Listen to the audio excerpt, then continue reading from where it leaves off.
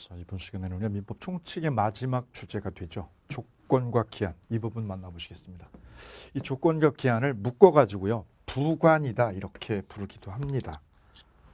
법률행위의 부관. 새로운 개념이죠.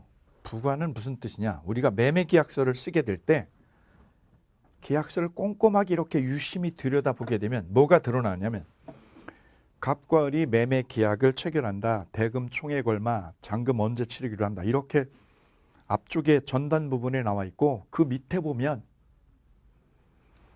특약사항 하면서 1항, 2항, 3항 이렇게 특약사항이라는 게 계약서의 밑부분에 붙어 있어요.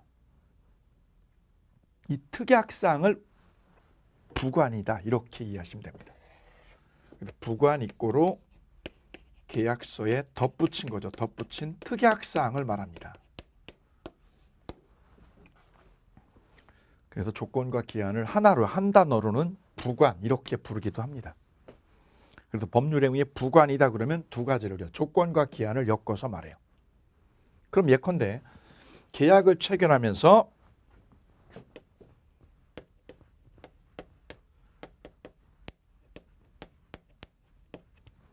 그 계약에 특약을 집어넣었어요. 특약을.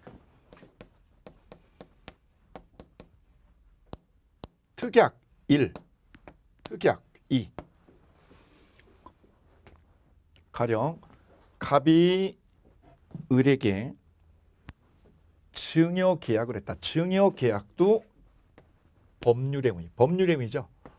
법률행위를 하면서 즉 계약을 체결했어요. 체결하면서 밑부분에 특약이라 특약, 부관을 붙였는데 그 부관의 첫 번째는요. 내가 건물을 준다. 건물을 주는데 건물을 언제 주느냐. 대학에 합격하면 또는 을려가 결혼하면 을려가 을이 네가 결혼하면 내가 줄게.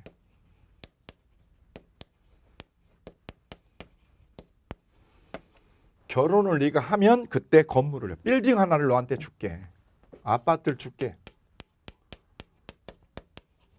이렇게 특약을 집어넣었다면 계약은 이루어진 거야 안 이루어진 거야? 법률행위는 성립한 건가 안 한 건가? 이걸 먼저 짚어볼게요. 계약이 체결했다라는 말은 계약은 성립이 이루어졌다. 성립은 한 거예요. 즉 성립 요건을 갖춘 거예요. 왜? 계약서 썼으니까요. 그러면 여기서 지금 쟁점이 되는 거는 바로 특약사항입니다. 이 특약사항이 이 법률행위 이루어진 것에 효력 발생을 해요. 이 특약사항은 법률행위의 효력 발생을 결정하는 거죠. 효력 발생을. 효력 발생이 언제 이루어지느냐? 바로 이때. 결혼할 때. 결혼할 때 효력이 발생하게 되고 만약에 을려가 성년이 되면 네가 성년이 된 때 아파트를 넘겨주겠다. 그러면 성년이 될 때까지는 넘겨주지 않겠다는 거죠. 성년이 될 때 비로소 어떻게 돼요? 효력이 발생하게 되는 거죠. 그래서 1번과 2번은 다 법률행위의 효력 발생이 나중에 이루어지는 거죠. 나중에. 계약은 이미 이루어졌어요. 계약은. 만약 이 계약이 2000년에 이루어졌다. 2000년에 계약이 이루어졌다라고 가정을 해볼까요? 그럼 2000년에 계약은 성립한 거고요. 효력 발생만 언제? 나중에 이루어지는 거죠. 나중에. 효력 발생만 언제 이루어지는 거예요? 나중에, 아주 나중에 효력 발생이 일어나는 거다. 그 나중에가 언젠데요? 나중에가? 결혼할 때 또는 성년이 될 때. 그때 넘겨주겠다는 거죠. 이 부관을 붙였을 때는 그 부관에 붙인 효력이 언제 생기느냐 이렇게. 이때 결혼할지 안 할지는 모르죠. 안 할 수도 있죠. 나 결혼하기 싫어. 그래서 결혼을 할지 안 할지가 불확실하면 이걸 우리는 조건부 법률행위 이렇게 불러요. 조건이다. 조건. 반대로 밑에 성년이 되는 거는 19살만 되면 기필코 성년이 되고 말죠. 원하지 않아도 성년이 되잖아요. 나 성년 되기 싫어. 그래도 19살이 되면 성년이 돼버리죠. 그러면 이거는 불확실한 것이 아니라 확실한 거죠. 확실한 거. 이런 부관을 우리는 뭐라고 부르냐? 기한이다 이렇게 불러줘요. 그래서 부관에는 효력 발생이 나중에 이루어지는 건데 그 부관에는 두 종류가 있다. 불확실하면 조건, 확실하면 기한이다 이렇게 불러줍니다. 자, 이 부분이 들어가는 부분에서 아주 중요한 맥입니다. 그 맥 중에서 팁으로 놓치면 안 되는 거는 바로 이거죠. 이 부관은 계약의 성립을 결정하는 거예요. 효력 발생을 결정하는 거예요. 바로 성립 여부가 아니라 효력 발생을 부관에 의해서 결정 지어지더라. 그 효력 발생이 불확실하다, 불투명하다 그러면 조건, 확실하다 그러면 기한 이렇게 부관은 구별이 지어지더라. 그래서 그 개념이 39페이지의 첫 번째 페이지에 나와 있고요. 자, 그러면 이제 부관에 대한 개념적인 이해가 되셨으니까 이번에는 구체적으로 들어가셔야 돼. 이 조건을 좀 더 만나볼게요. 조건과 기한이 어떻게 다른지는 구별이 됐어요. 이 단어로 구별한다. 그럼 이번에는요. 조건을 좀 더 파고 들어가셔서 40페이지에는 조건이란 1번 계약은 체결했으나 계약을 다른 말로 옮겨볼까요? 계약을 다른 말로 옮기면 법률행위. 법률행위는 체결했다. 체결이 뭐죠? 성립했다. 거기 써볼까요? 법률행위는 성립했으나 효력 발생 여부가 확실한 거예요? 불확실한 거예요? 불확실한 사실에 좌우하는 것. 그거를 우리는 조건이다. 이렇게 정의를 내린다고요. 반면에 기한이란 계약은 체결했으나 효력 발생 여부를 장래 확실한 사실에 좌우하는 것. 그것을 우리는 뭐라고 불러요? 기한이다. 그럼 나 내년에 시험에 합격할지 안 할지. 합격하면 아빠가 나한테 합격하면 차를 뽑아준다고 그랬어. 합격하면은 확실 불확실? 불확실이죠. 그럼 조건이네요. 공부를 열심히 하면 기한으로 수렴하겠네요. 자, 두 번째요. 조건의 종류 보실게요. 조건의 종류요. 조건의 종류에는 이렇게 나눠져요. 조건의 종류는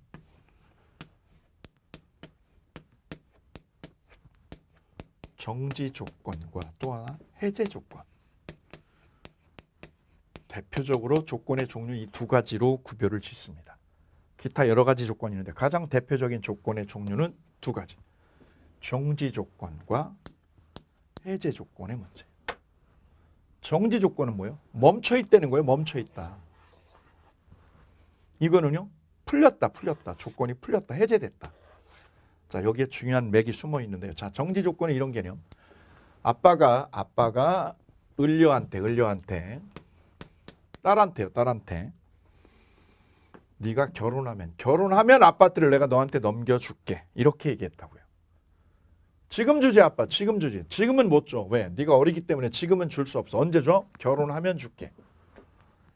그 아파트는 어디 있을까요? 아빠한테 아직 아파트가 이렇게 있는 거네. 아빠한테. 언제 가져가라는 거죠? 결혼이라는 조건이 이루어지면, 즉 조건이 이루어지는 거를 우리는 뭐라고 그러냐? 성취가 된다라고 그래요. 조건이 이루어지면 효력이 생겨서 네가 가져가. 그래서 정지 조건은 저 조건이 이루어지는 것, 조건이 이루어지는 거를 뭐라고 부르냐? 성취될 때. 조건이 성취되면, 이루어지면 어떻게 돼요? 효력이 생깁니다. 효력이 생기게 되는 거예요. 언제 효력이 생기는 거예요? 조건이 이루어졌을 때, 결혼했을 때. 뒤집어 볼까요? 성취되기 전. 조건이 성취되기 전이면 어떻게 될까요? 성취 전이면 효력이 생긴다. 반대말은 생긴다의 반대말은 효력이 안 생긴다. 안 생기니까 뭐예요? 멈춰 있다. 그래서 정지 조건 이렇게 이름 붙이게 되었어요. 성취가 되어야 효력이 생겨요. 아파트 가져가요. 결혼해야. 결혼하면 아파트 가져가. 결혼하기 전에는 멈춰 있어요. 효력이 안 생겨요. 이런 조건을 무슨 조건? 정지 조건이다. 이렇게 이해를 하시면 돼요. 그럼 합격하면, 네가 내년 시험에 합격하면 차를 하나 뽑아줄게. 합격하면 합격이라는 조건이 이루어지면 효력이 안 생기나요? 생기나요? 생기죠. 정지 조건입니다. 그럼 합격할 때까지는 차가 여기에 있는 거죠. 합격해야 이쪽으로 넘겨주는 것. 이런 조건이 정지 조건. 반면에 해제 조건은요. 해제 조건은 조건이 성취가 되면요. 성취가 되면 효력을 잃는 거예요. 효력을 잃는 거. 정반대로 구성되어 있죠. 보이시나요? 정지 조건은 성취되면 효력이 생겨요. 차가 생겨. 재산이 불어 안 불어? 차가 불어요. 아파트가 생겨요. 차가. 플러스죠. 플러스. 아파트도 생기고 차가 생기는 게 정지 조건. 해제 조건은요. 효력을 잃는 거예요. 뺏어가는 거예요. 성취가 되면 조건이 이루어지면 효력을 잃는 거예요. 뺏기는 거예요. 뺏기는 게 해제 조건. 정반대로 구성되어 있죠. 그래서 정지 조건은요. 이루어지면 이게 조건이 이루어지면 효력이 생겨서 재산이 불어요. 돈이 생겨요. 효력이 생기는데 이거는 성취가 되면 효력이 해제가 돼요. 효력이 해제돼서 효력을 잃게 되어요.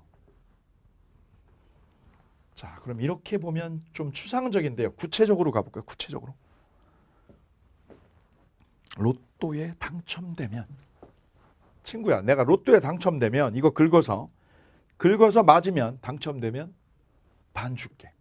당첨되면 조건이죠. 조건이 성취가 되면 효력이 생기는 것. 무슨 조건? 정지 조건이어요. 그럼 당첨되기 전에는 당첨 전에 효력이 안 생겨요. 정지되어 있습니다.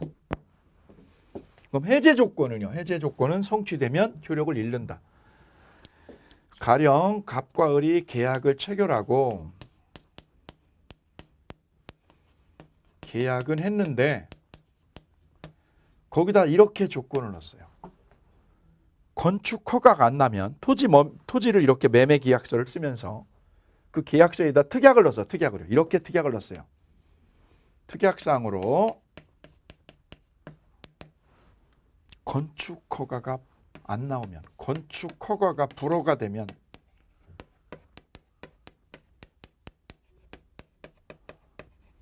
건축 허가가 안 나오면 계약은 어떻게 하기로? 없던 걸로 하자. 계약은 무효로 하자.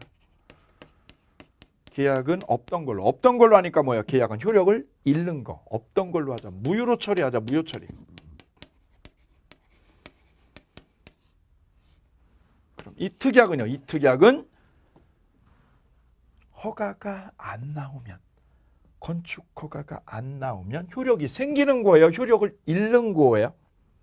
생기면 정지 조건이라고 붙여주면 되고, 효력을 잃으면 무슨 조건? 해제 조건이 되는 거죠. 그러면 건축허가라는 조건이죠. 건축허가라는 조건이 안 나오면, 조건이 이루어지면 효력이 생기나요? 무효로 되나요? 효력을 잃는 거죠. 이름하여 무슨 조건? 해제 조건이다. 이렇게 구별지으면 되겠습니다. 자, 그래서 조건의 종류의 첫 번째, 정지 조건 있는 법률 행위는 효력이 생깁니다. 언제 생겨요? 조건이 성취된 때. 성취된 때에 거기에 별표 넣어보실게요. 반면에 147조 2항에 보시면 해제 조건 있는 법률 행위는 효력을 잃는다. 잃는다는 무슨 뜻? 무효로 된다. 해제가 된다. 해제가. 계약이 해제가 돼서 무효로 되는 거죠. 언제부터? 조건이 성취된 때부터. 그래서 생기면 효력이 생기면 무슨 조건? 정지 조건. 효력을 잃으면 해제 조건. 오케이. 그 다음 나오는 조건이요. 밑에 151조에 있는 불법 조건 그리고 기성 조건이 있습니다. 불법 조건은요. 잠깐 볼까요? 조건이 계약서에 특약을 넣었는데 계약을 하면서 그 특약을 넣는데 그 특약에 있는 조건이요. 그 특약에 있는 조건이 무슨 조건? 불법이요. 불법을 담고 있어요. 불법성을 담고 있는 조건이요. 이름하여 그 조건이 무슨 조건? 불법 조건. 그 조건의 내용을 들여다보니 정상적이지 않아요. 반사회적이야. 반사회적인 조건을 담고 있어요. 조건의 내용이. 가령 사람을 살해해주면 그거는 뭐야? 반사회적이죠. 내용이 그거죠. 이럴 때는 조건만 무효가 되는 것이 아니라 법률의 행위도 무효로 처리해버립니다.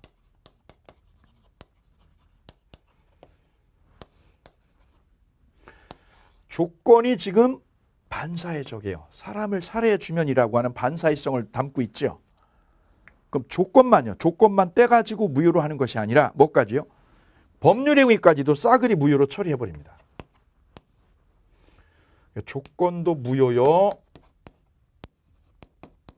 법률의 행위도 무효로. 다 무효로 되는 거죠. 다 무효. 왜냐하면 이 조건이라는 것이 특약이라고 그랬죠. 특약. 이 특약이 어디에 담아있어요? 계약서에 담아있거든요. 그래서 계약서를 이렇게 보게 되면 매매 계약서 아니면 증여 계약서 무슨 계약서 이렇게 나오잖아요. 맨 위에. 여기 항목이 이렇게 들어있어요. 계약 내용이 쫙 이렇게 쭉 서술이 되어 있고 그 하단에 뭐가 나오냐면 이렇게 밑줄을 그어놓고 여기다가 특약사항 이렇게 돼 있잖아요. 특약사항 1, 2. 그 특약사항의 내용이 이거라는 거죠. 내용을 본즉 반사회적이다. 그 조건이. 밀수에 성공하면 대금 10억을 주기로 한다. 밀수에 뭐하면 마약 밀수에 성공하면 얼마를 준다? 10억을 준다. 이렇게 특약이 들어있더라. 그럼 이 특약 내용인즉 반사회적이네. 그럼 이 특약이 어디에 들어있느냐? 이 계약서에 들어있죠. 계약서가 바로 법률행위죠. 법률행위 속에 특약이 들어있는 거예요. 그래서 이 특약이 이렇게 특약이 반사회적인 걸 담고 있잖아요. 그러면 이 조건만 이 계약에서 떼내가지고요. 조건만 법률행위에서 떼내가지고 무효로 하는 건 안 돼요. 왜냐? 조건이 바로 계약의 일부니까 조건도 무효가 되고 이 계약 전체도 무효로 된다는 뜻이에요. 그래서 이렇게 반사회적인 조건이 들어있다. 계약서 안에. 이 계약서 안에 반사회적인 조건이 이렇게 품고 있다. 이걸 품고 있으면 이 계약 전체가 무효로 됩니다. 이런 조건을 우리는 무슨 조건이라고요? 불법 조건이다. 이렇게 이해하시면 되겠습니다. 그래서 151조 1항을 한 번 더 잘 꼼꼼하게 읽어보시면 조건이 선량한 풍속이나 사회 질서에 위반한 것인데 써볼까요? 마약 밀수에 성공하면 조건이죠. 10억 주기로 하는 거. 그때는 그 법률행위도 무효로 된다. 꽝이다, 꽝. 그럼 여기서 놓치지 않아야 될 건 뭐야? 조건만 분리를 할 수 없다. 조건만 분리시키는 것이 불가능하다. 왜? 계약서의 일부니까요. 조건만 뭐 해가지고 분리시킬 수 없다. 조건만 분리 처리할 수 없다라는 점, 이 부분을 다시 한번 강조합니다. 그 다음 151조 2항에 기성조건이 있는데 이거는 본강에 의해서 만나보도록 하지요. 그 다음에 뒷장에 넘겨가셔서요. 사례 하나 있어요. 사례 한 번 더 볼까요? 자, 아파트 얘기를 하면서 아빠가 을려에게 야, 네가 결혼하면 아파트 하나 주지. 결혼하면 주지. 무슨 조건? 정지 조건이죠. 해제 조건은 그럼 어떻게 하는 거야? 해제 조건 한번 만나보실까요? 주는 거야. 주는데 이혼하면, 네가 남편하고 이혼하면 가져오는 거야. 이혼하면 가져와.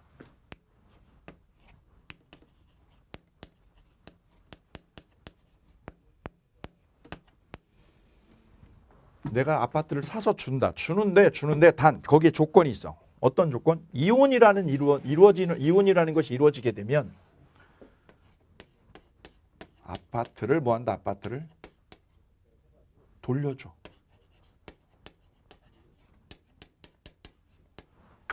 여기는요, 위에는 준다, 가져가라고 그랬어요. 결혼하면 가져가는 거야. 결혼하면 가져가 네가. 효력이 생기는 거죠. 성취되면 효력이 생기는 것, 이 조건이 바로 정지 조건이었어요. 결혼할 때까지 멈춰 있으니까 정지 조건. 근데 밑에는요.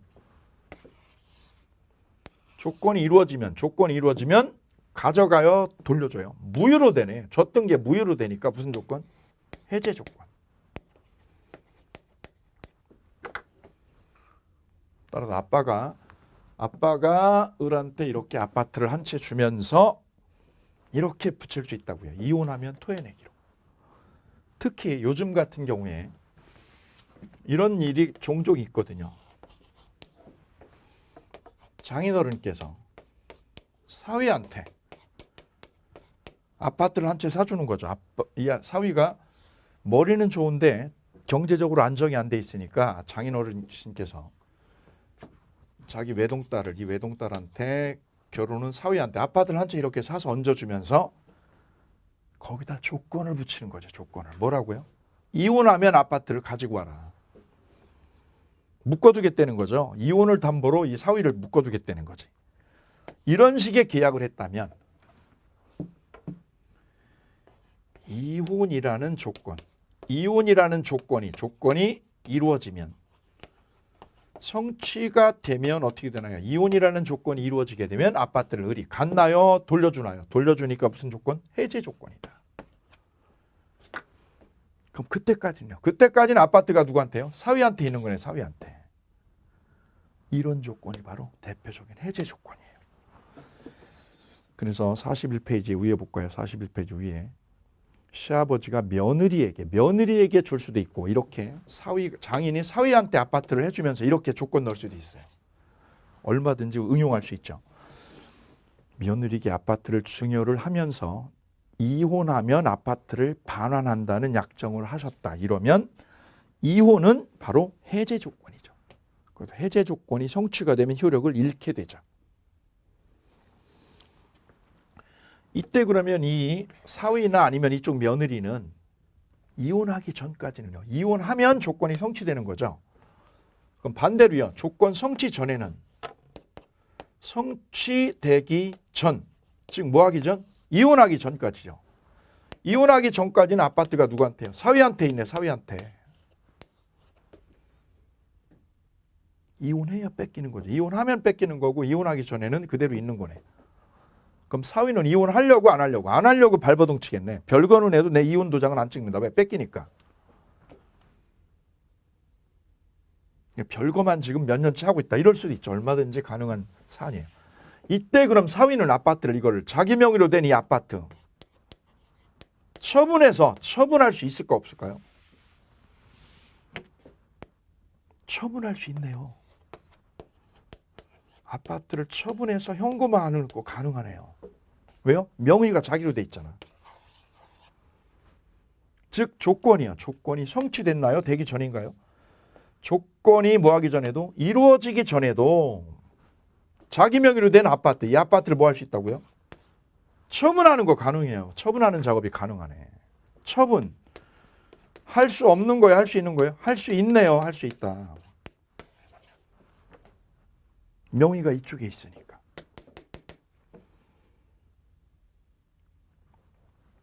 그럼 처분을 안 하고 이걸 가지고 은행 가서 대출을 일으키는 건 가능하나요? 이 아파트를 조건이 이루어지기 전에 이 아파트를 담보로 잡혀서 담보로 할 수 있나요? 할 수 있네요. 왜? 명의가 자기 명의로 돼 있으니까. 처분도 되고 뭐까지요? 담보로 하는 작업도 가능하네요.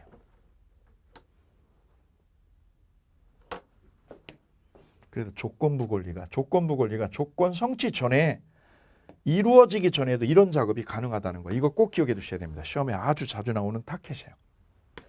처분할 수 있다, 담보로 할 수 있다. 조건이 뭐 하기 전에도 성취하기 전에도요. 그럼 이걸 처분하면 어떻게 되죠? 상상을 한번 해볼까요? 저 사위가 별거 중에 처분을 했다. 아파트를 제3자에게 매각 처분했다. 그리고 이혼을 했다. 이제 그런 다음에 이혼을 해버렸다. 그럼 아파트는 누구한테 넘어갔냐면 이 제3자에게 넘어와 있네. 이렇게요. 아파트 여기 와 있네. 여기에 제3자에게. 그럼 장인어른께서는 아파트를 찾아올 수 있는 거예요? 없는 거예요? 이혼하면 돌려주기로 했죠. 돌려달라고 이렇게 할 수 있네요. 을에게. 돌려달라고. 왜? 당신 자네 이혼하면 돌려주기로 했잖아. 약속대로 돌려줘. 돌려줘야 되는데 아파트가 없어요. 아파트가 누구한테요? 제3자에게 가 있는데요. 그럼 이 제3자는 이 계약, 이혼하면 돌려주기로 한 이런 계약의 존재를 알았을까요? 몰랐을까요? 제3자가 알았을까요? 몰랐을까요? 이런 조건이 붙어 있다는 거. 이 계약에, 이 아파트에 조건이 붙어 있었다는 걸 제3자가 알까요? 뭘까요? 어떻게 하면 알까요? 이 제3자가. 일반적으로는 모르겠네요. 왜요? 이건 둘의 문제지.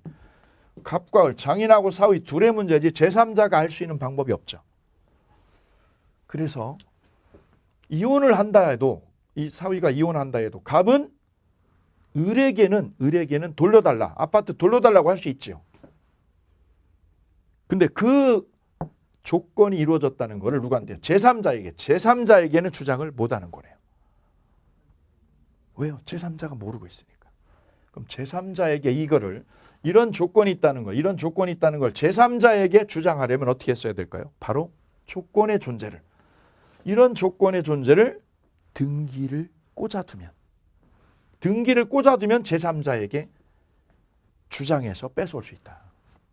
바로 조건부 권리, 이 조건이 붙어 있다는 거. 이런 조건이 붙어 있다는 거는 당사자끼리도 주장하는 건 가능해요. 그렇지만 그 주장을 누구한테? 제3자에게 할 수 있느냐 없느냐. 이거는 뭐에 따라서? 등기를 꽂았냐 안 꽂았냐. 이게 중요한 맥락이 되겠다. 그래서 여기서 체킹하셔야 될 부분은 이 부분입니다. 조건의 존재를 등기를 하면, 조건의 존재를 등기를 하면 누구한테도요? 제3자에게 주장할 수 있더라. 이 부분 중요한 맥을 담고 있습니다. 제3자에게 주장 못해요 해요? 주장하는 거고요. 거꾸로요. 등기를 안 하면 제3자에게 주장을 못한다. 즉 뺏어올 수 없다. 제3자에게 아파트 뺏어올 수 없다. 조건이 이루어져도. 오케이. 그래서 우리는 조건을 붙일 때는요. 이 조건을 붙일 때는 어떻게 한다? 등기를 꼭 해둔다.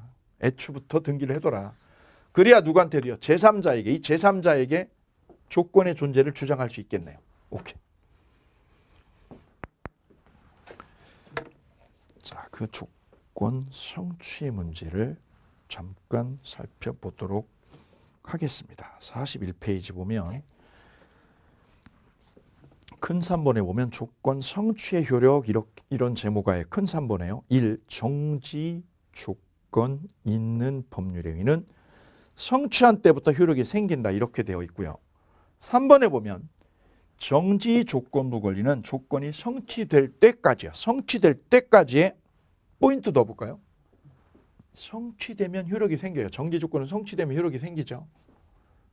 그럼 성취할 때까지는요. 조건이 성취할 때까지는 어떻게 될까요? 정지 조건이 성취가 돼야 효력이 생기는 거니까 성취되기 전에는 멈춰 있다니까. 성취할 때까지는 즉 결혼할 때까지는, 결혼을 이루기 전까지는 멈춰 있다고. 멈춰 있으니 정지 조건이다. 조건이 성취할 때까지는 이런 표현을 해요. 이런 표현을. 조건이 성취할 때까지는, 즉 조건이 성취되기 전에는 소멸시효가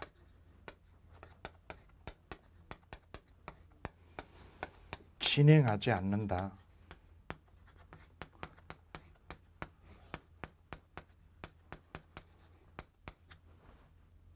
자, 이 개념을 뚫으셔야 되네요. 소멸시효. 소멸시효라는 개념 좀 이따가 제가 다시 설명을 드릴 텐데요. 권리자가 권리를 방치하면, 즉 권리 위에 잠자고 있게 되면 권리를 법에서 없애버리는 제도.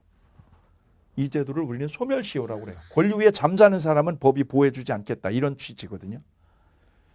그런데 이 조건부 권리를 가지고 있는 을은 권리를 언제 행사할 수 있느냐. 이 권리.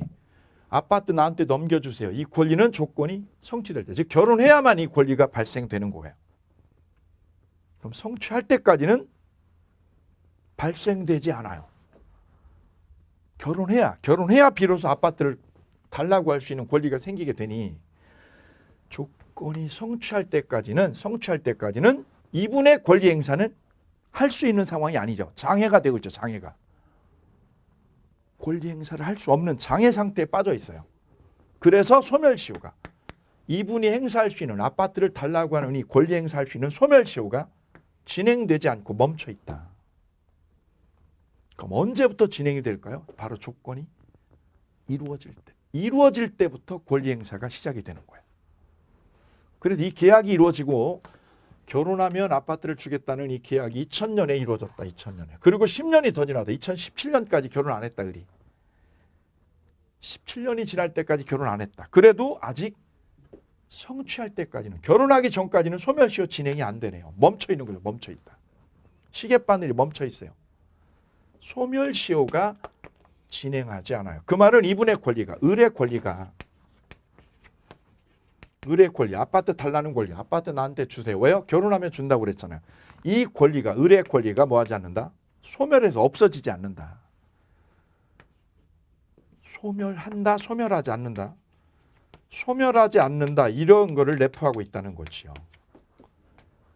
소멸시효가 진행하지 않는다는 뜻은 뭐예요? 권리가 소멸하지 않고 살아있다 이 뜻.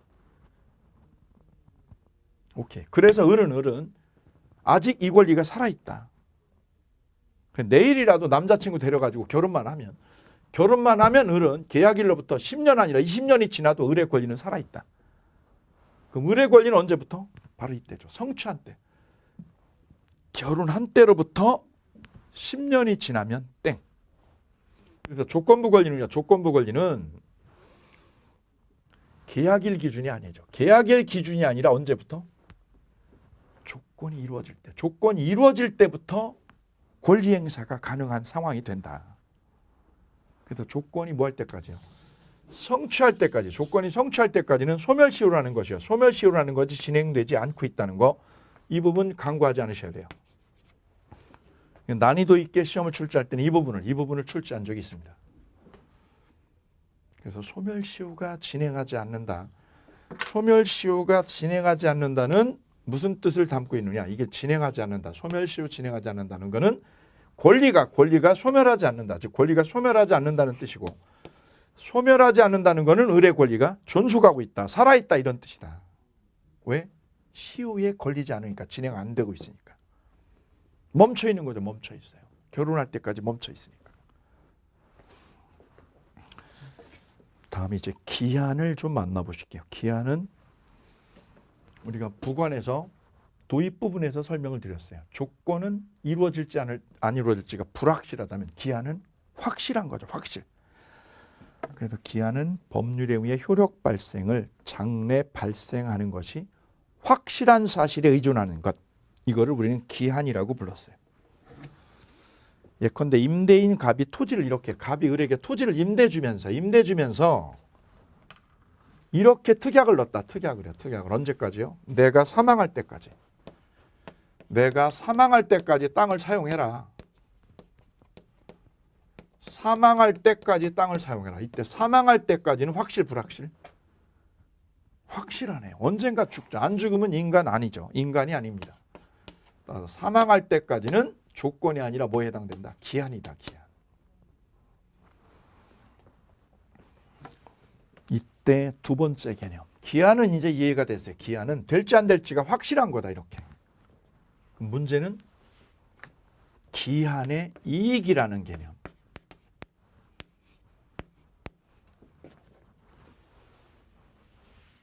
그럼 이 토지를 임대 주면서 임대인이 땅을 을에게 빌려주면서 땅을 언제까지 쓰고 돌려줘라? 내가 죽을 때까지 쓰고 돌려줘라 이렇게 얘기를 했다면 임차인 을은 죽을 때까지는요. 죽을 때까지. 저 주인이 죽을 때까지는 무슨 이익? 기한의 이익을 누린다. 땅을 쓸 수 있는 권리가 살아있다. 그래서 기한의 이익이란 만기가 되기 전에 만기가 도래하기 전 만기 도래 전 당사자, 채무자가 누리는 이익. 채무자가 누리는 이익. 그 이익을 우리는 기한의 이익을 누린다. 이렇게 얘기를 합니다. 내가 친구한테 을이 이 친구한테서 5천만 원을 빌렸다. 5천만 원을. 언제 갚기로 했는데 1년 뒤에. 1년 뒤부터 매달 500만 원씩 갚기로 했어. 언제부터? 1년 뒤부터. 1년 뒤부터 얼마씩? 500만 원씩 상환하기로.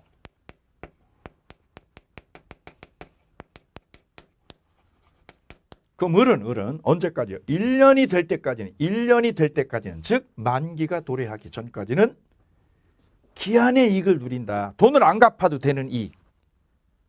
그 이익을 우리는 기한의 이익을 누린다. 이렇게 이해를 하자고요. 그래서 기한의 이익은 기한이 도래하지 않음으로써 당사자가 받는 이익을 말합니다. 즉 만기 도래 전에 누리는 이익, 그 이익을 기한의 이익이라고 그래요. 그럼 기한의 이익은 보통은 누구한테 있는 걸로? 채권자한테요, 돈꿔간 채무자한테, 채무자에게 있는 걸로 추정한다. 그래서 기한의 이익이라는 개념하고 기한의 이익은 그러면 채권자 갑을 위해서 채무자 을을 위해서 채무자를 위한 걸로 추정한다.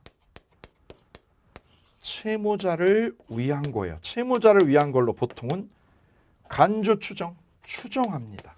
간주가 아니에요. 그럼 추정하고 간주는 어떻게 다른가요? 추정은 반대 증거가 있으면 뒤집어져서 번복이 될 가능성이 있는 거. 반증이 있으면 깨지는 거죠. 근데 간주는 그대로 법이 정한 그대로 효력이 생기는 것. 법 조문에는 간주라는 표현 대신에 이렇게 뭐뭐로 본다 이런 표현을 간주다 이렇게 이해하시면 돼요. 뭐뭐로 본다 할 때는 이게 간주다. 그럼 이거는요 뒤집어져 안 뒤집어요? 뒤집어지잖아요. 그대로 효력이 생기는 거예요. 법이 정한 그대로 효력이 생기는 게 간주. 추정은요 반증이 있으면 깨지는 거. 반증이 있으면 깨지는 거. 그래서 효력은 간주가 더 추정보다 효력이 센 거네. 왜? 이건 법률이 정한 그대로 효력이 생기는 거죠. 이건 뒤집어질 수 없어요. 근데 이거는 뒤집어져요. 거꾸로 뒤집어질 개연성이 남아있는 거. 이거는 안 뒤집어져요. 그래서 기한의 이익은 보통은 누구를 위한 거? 채권자가 아니라 채무자를 위한 거로 간주하지 않고 추정한다는 거. 두 가지를 꼭 데려가자고요. 나머지 기한에 관한 논의들은 본 강의에서 하나씩 살을 붙여 나가시면 되시겠습니다.